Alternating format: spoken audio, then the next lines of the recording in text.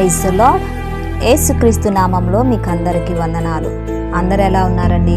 అందరు బాగున్నారా? మీ అందరి కోసము అనుదినము ప్రార్థన చేయుచున్నాను. ఈ దినము కొరకు దేవుడు మనకిచ్చుచున్నటువంటి వాగ్దానము చూద్దాము. మొదటి రాజులు 19వ అధ్యాయము 7వ వచనము నేను చదువుతున్నాను, గమనించండి. అయితే యెహోవా దూత రెండవ మారు వచ్చి అతని ముట్టి, నీ శక్తికి మించిన ప్రయాణము నీకు సిద్ధమై ఉన్నది. ప్రియదేవుని బిడ్డలారా, ఉదయకాల సమయంలో దేవుడు చక్కటి వాగ్దానముతో మనల్ని బలపరుస్తున్నాడు.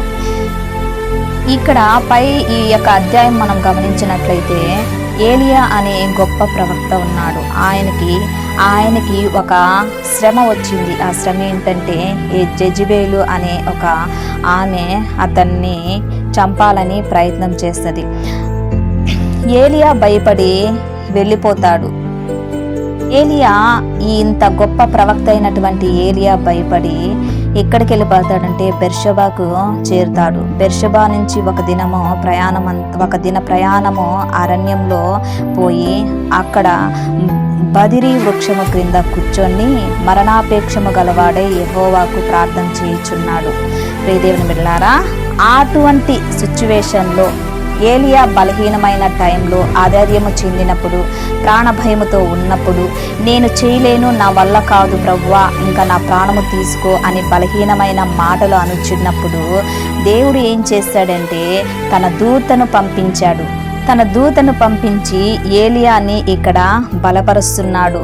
అతను శారీరకంగా బలహీనమైపోయాడు, ఆధ్యాత్మికంగా బలహీనమైపోయాడు, అన్ని కోణాలలో బలహీనమైపోయినాడు.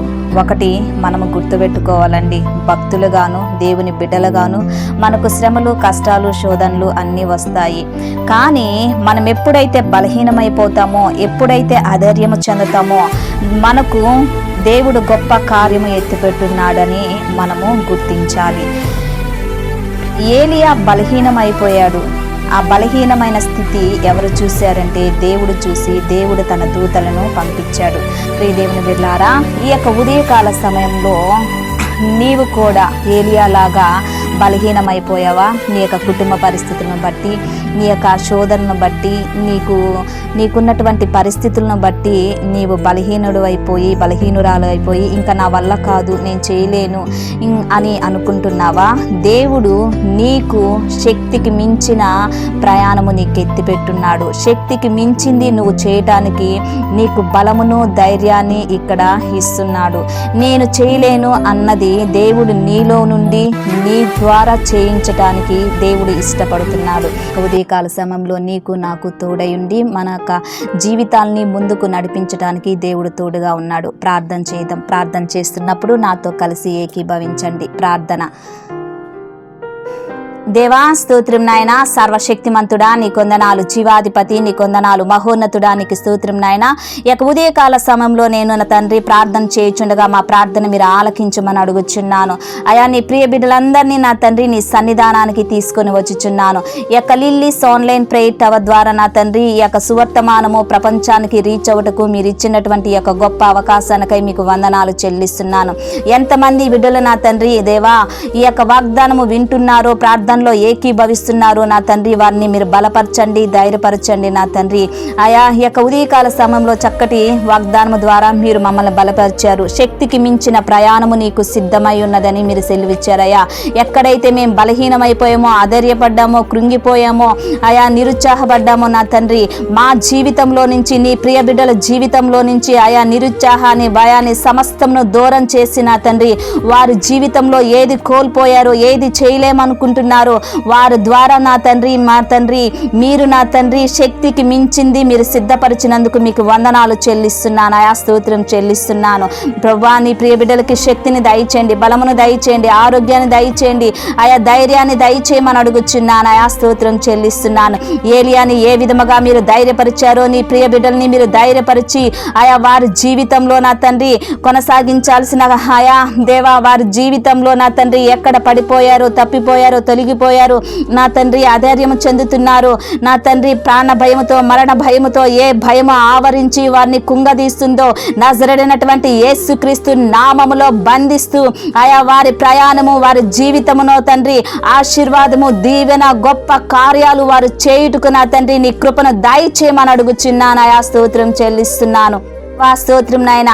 నీ ప్రియ బిడ్డల్ని నా తండ్రి ఏ యొక్క భయం ఆవరించి ఉన్నదో, ఏ భయం ద్వారా, ఏ ఆందోళన ద్వారా, ఏ టెన్షన్ ద్వారా మేము చేయలేము అని కృంగుబాటు తనము నుంచి యేసు నామములో వారికి విడుదల చేసి నా తండ్రి ఆయా వారి జీవితంలో గొప్ప కార్యాలు, గొప్ప ఆశీర్వాదాలు ఆయా వారు పొందుకున్నట్టుకు కృపను దయచేయమని అడుగుచున్నాను. ఆయా స్తోత్రం నాయన. ఆయా వారి జీవితంలో అడ్డుబండగా ఉన్న ప్రతి సాతాను యొక్క కోట గోడలను యేసు నామములో తొలగించమని అడుగుచున్నాను.